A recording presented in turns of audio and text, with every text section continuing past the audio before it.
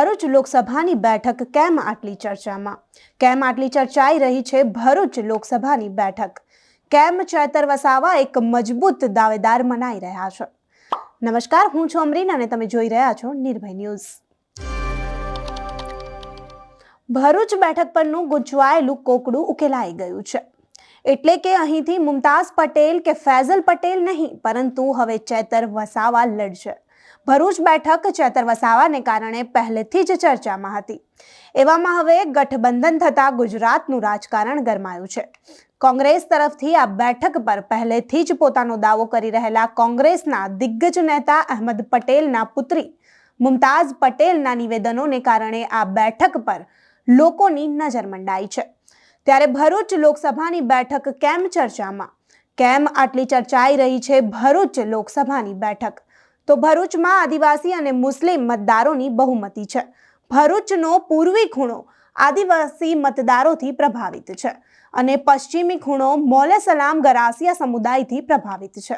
આ બેઠક પર 20% પણ વધુ મુસ્લિમ મતદારો છે.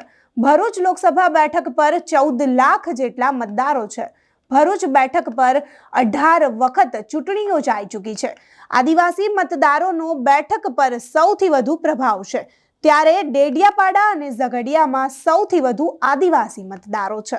તો છેલ્લી 6 ટર્મથી ભાજપના મનસુખ વસાવા ત્યાંના સાંસદ છે. ભરૂચ કોંગ્રેસના દિગ્ગજ નેતા અહેમદ પટેલનો ગઢ ગણાતો હતો. ભરૂચ બેઠક પર ભાજપ 10 વખત અને કોંગ્રેસ 7 વખત જીત્યું છે. ત્યારે આ વખતે ચેતર વસાવા મજબૂત દાવેદારી ધરાવે છે. ચેતર વસાવા ગુજરાતમાં આમ આદમી પાર્ટીનો મહત્વનો ચહેરો છે. તેઓ હાલમાં આપના ધારાસભ્ય પણ છે. આદિવાસી નેતા ચેતર વસાવા 8 ડિસેમ્બર 2022 થી આપનું પ્રતિનિધિત્વ કરતા ડેડિયાપાડા વિધાનસભા મતવિસ્તારથી ગુજરાત વિધાનસભાના સભ્ય છે. જાન્યુઆરી 2023માં તેમને ગુજરાત વિધાનસભામાં આપના ધારાસભ્ય અને પક્ષના નેતા તરીકે પણ નિયુક્ત કરવામાં આવ્યા હતા. ત્યારે અવારનવાર ભાજપના નેતાઓ પણ અટપટા નિવેદનો આપી રહ્યા છે. ત્યારે હવે જોવાનું એ છે કે ભરૂચ લોકસભાની બેઠક કોના ફાળે જશે?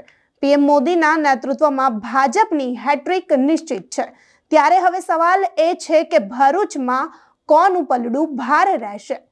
તો આવા જ વધુ વિડીયોઝ જોવા માટે જોતા રહો નિર્ભય ન્યૂઝ.